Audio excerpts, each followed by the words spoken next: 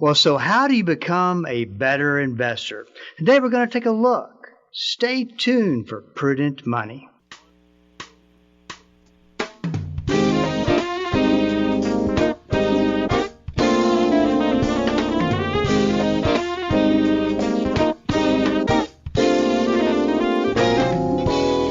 Good afternoon. This is Bob Brooks, and you are listening to the Prudent Money Radio Show. Thanks so much for joining me today. You know I do appreciate it.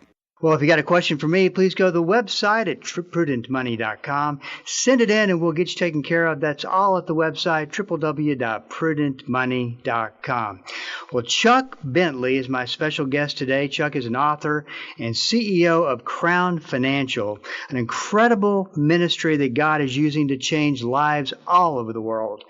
Chuck, always a blessing to have this time with you on my program. How you doing today?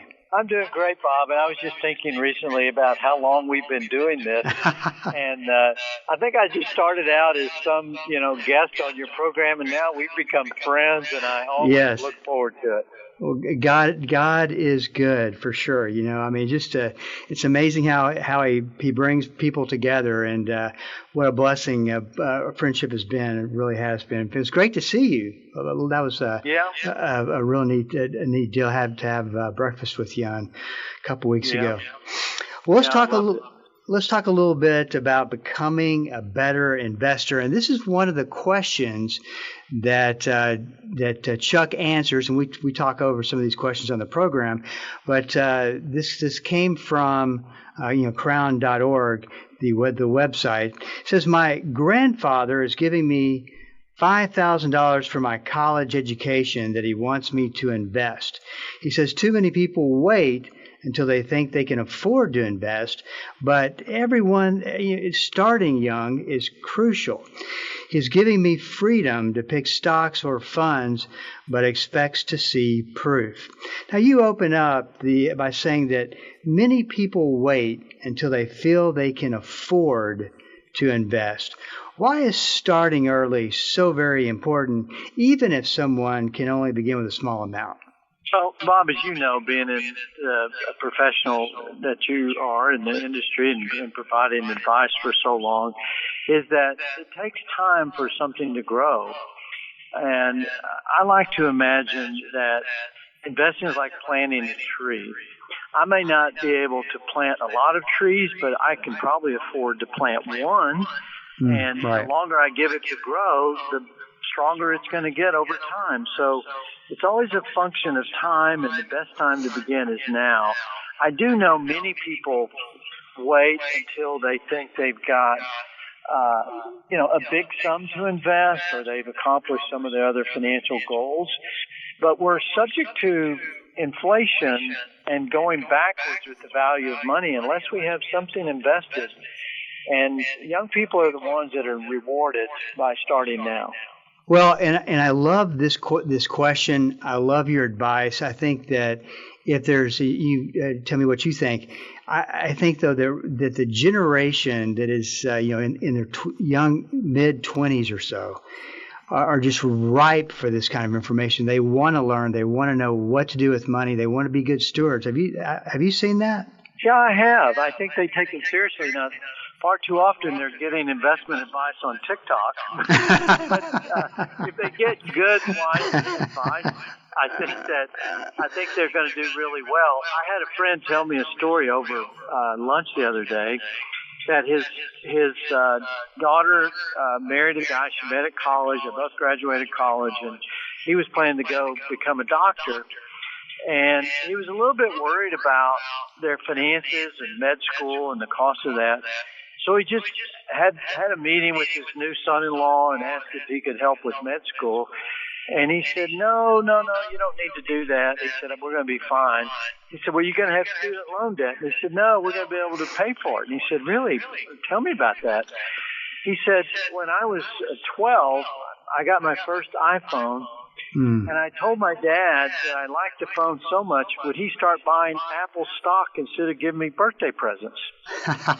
And he had owned Apple stock for like 20 years. That's awesome. Or 15 years. And he was paying for med school from his investments when he started at 12 years old. He said his dad told him, why would you buy Apple stock? And he said, everybody's buying these iPhones. I want to own a piece of the company, Dad. Can you imagine that? I mean, what a great story. It is a great story, and I'm sure you remember this. I think I'm right on this date, but it was, I think, 1999 or so. Apple almost completely went away. It was in 1999. It was one of those years back in the 90s, I think. Yeah. Yeah, I mean, if you just would have had the wisdom to put money in there, what a difference it makes. One thing that you mentioned in the article is that the best long-term investment is in yourself. What are some practical ways a young person can invest in themselves before they even start investing money? Well, we all know that the way we earn a living is through skill and knowledge. The Bible says by wisdom the house is built.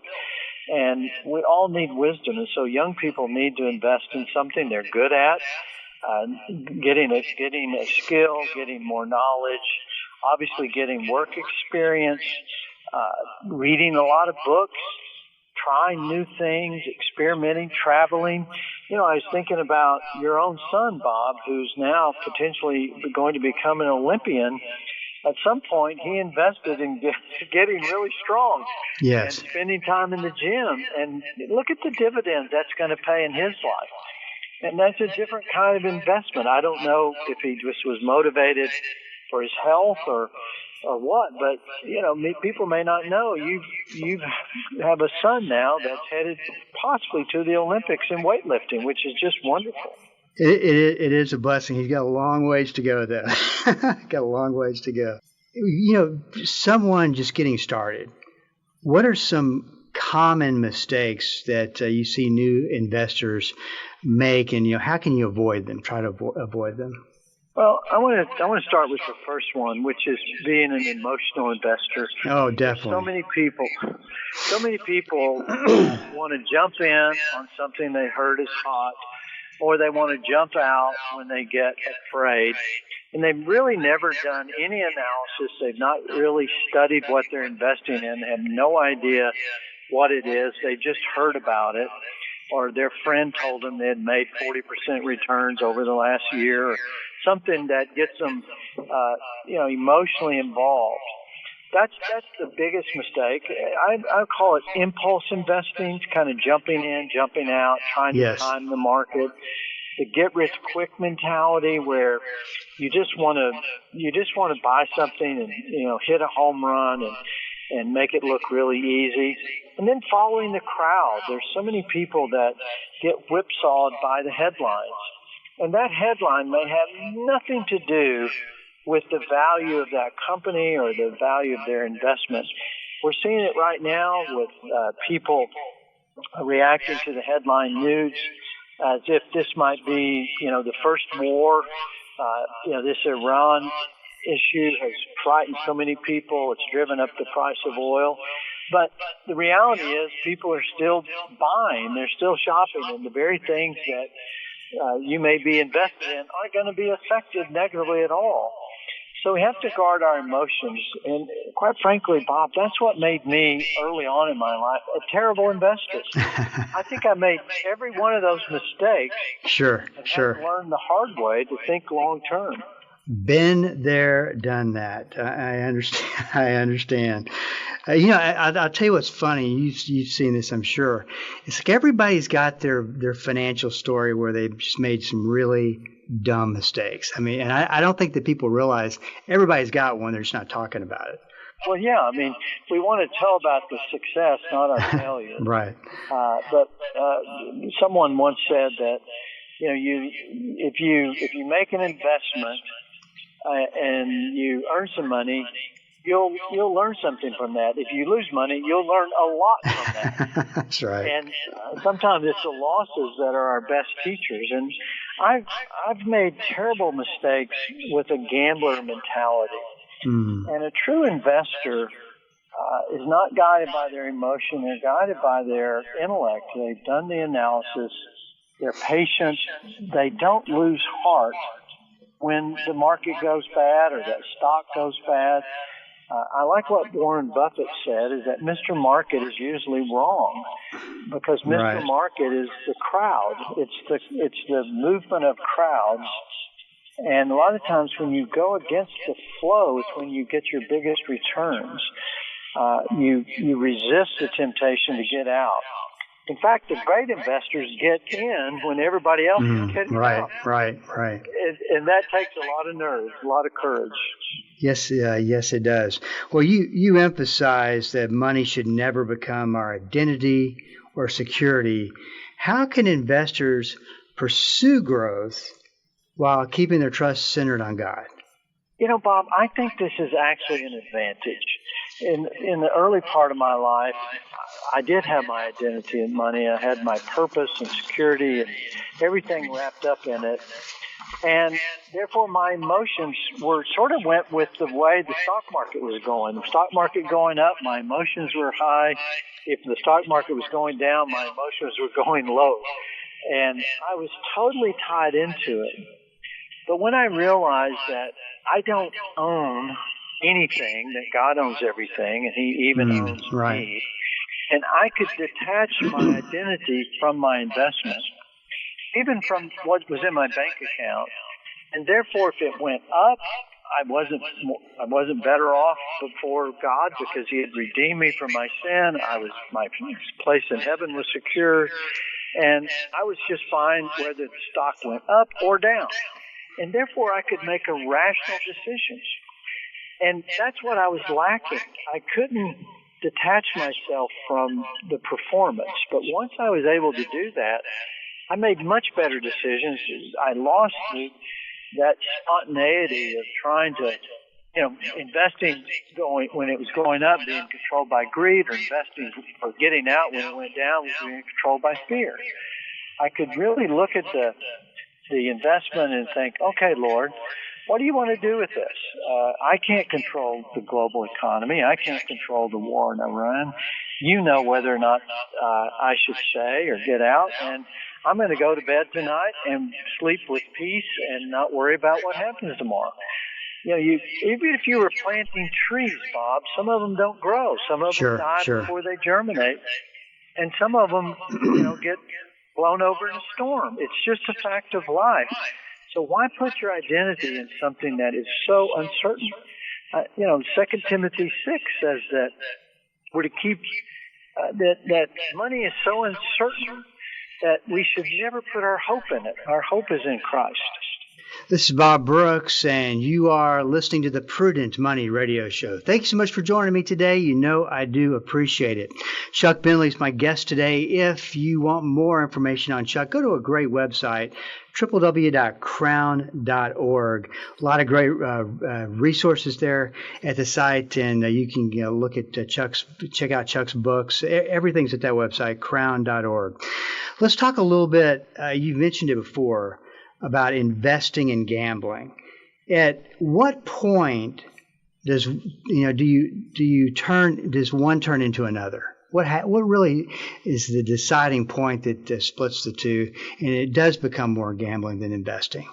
That's a great question. One of the things that I like to make a distinction between the two is in gambling, essentially everybody else must lose for me to win. So if I buy a lottery ticket and 200 million people bought the same ticket, and I'm the only winner, then wahoo, 199.999 million people lost, and I get to win.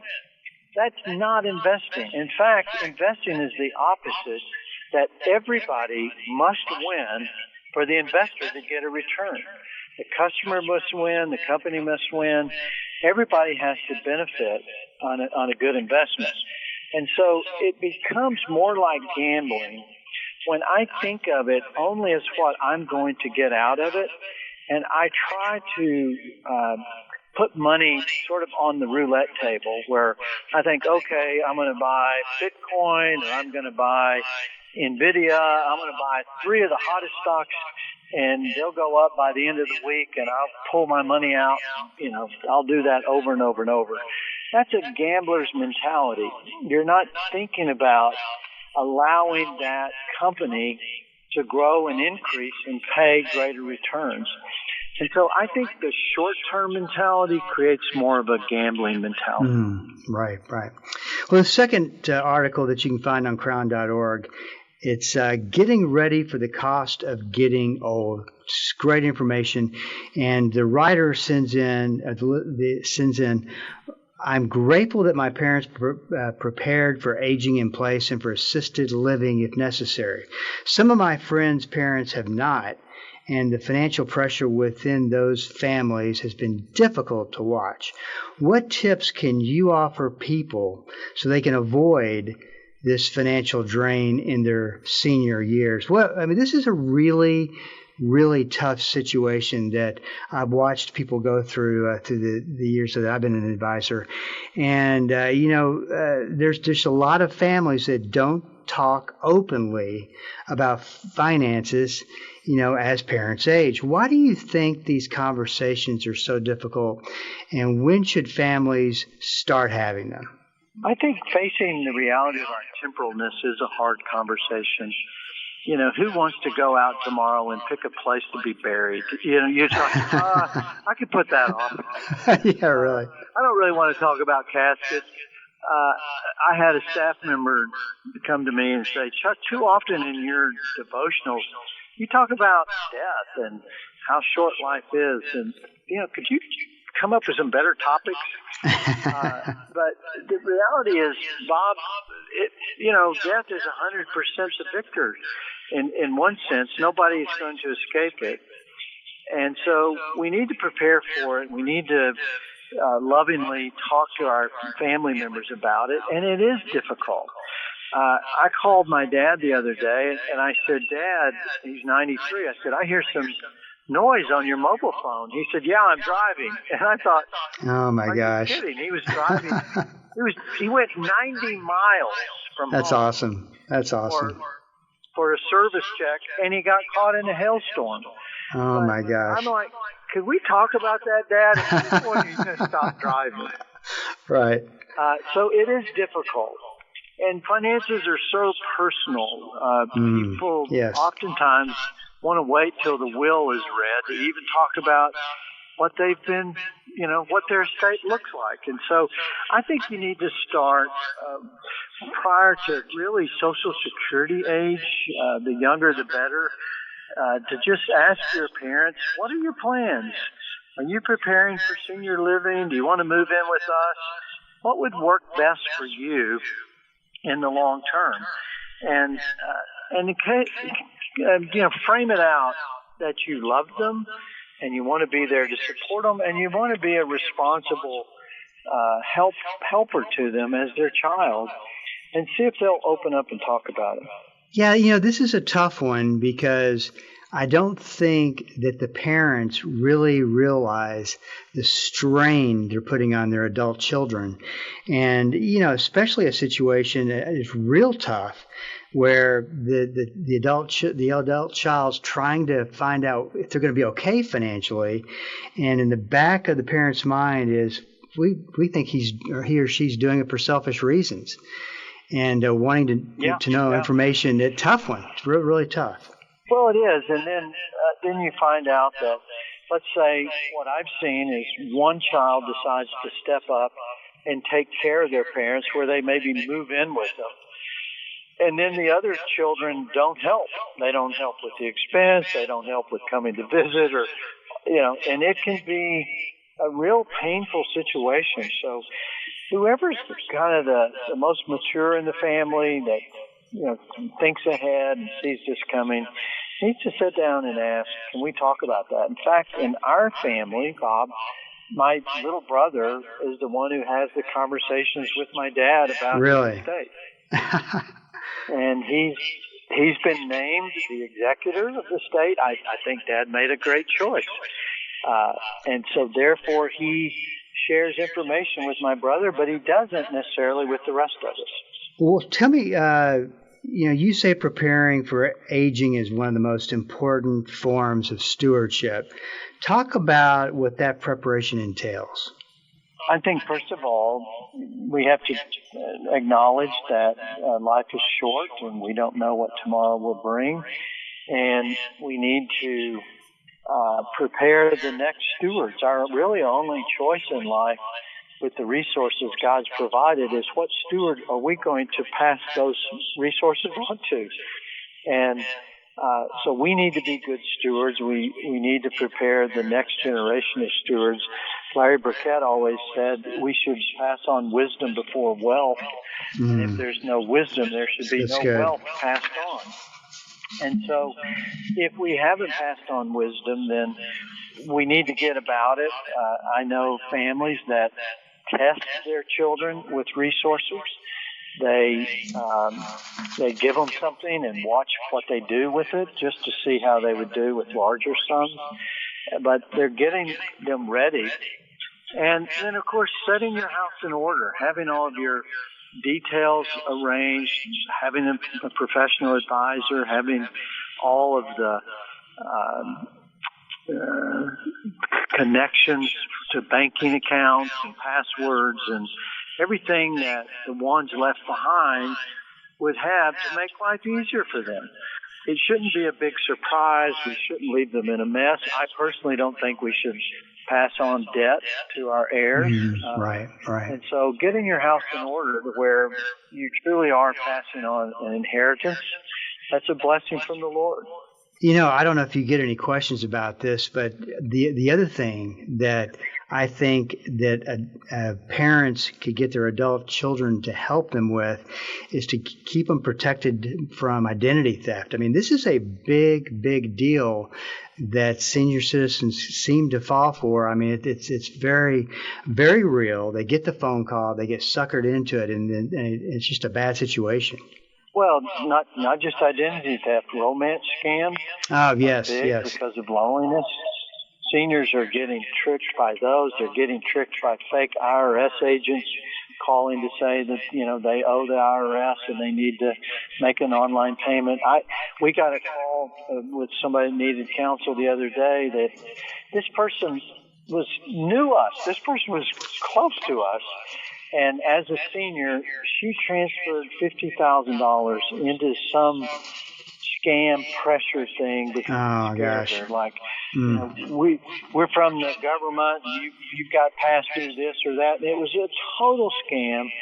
And she fell for it, wired the money, and then told her daughter. And her daughter was like, "You're kidding." And so I think that's a big way to help our seniors. I call my dad a lot and say, "Dad, here's the latest scam I've heard about. Please that's good. That's good." This one. And he'll say, "Oh, I hang up on those people," or "I figured that out. And, don't worry about me." And so far, he hadn't fallen for any of them. So 93 years old. That is just what an incredible, incredible situation. Yeah, he says he's the oldest living member of our family tree. He doesn't know anybody in that side of our family tree that lived that long. And Bob, I could call him today. He could tell me how the market, whether it went up or down. He could tell me the latest Rangers baseball scores, some of the batting averages. It's just incredible. His mind is still extremely good. Well, it sounds like you've got good genes, and you may be up there in the 90s as well one day. Yeah, I'm not too far away now. Right. If you want more information about Chuck, go to a great website, www.crown.org. If you have a question for me, please go to the website at prudentmoney.com and send it in, because we are all out of time. Till we do meet again next time, keep the faith and have a great rest of the day. That's all the time we have for today. Questions or comments for Bob, or to find out more great information like what you've just heard, visit www.prudentmoney.com. Be sure to join Bob Brooks again for the next edition of Prudent Money.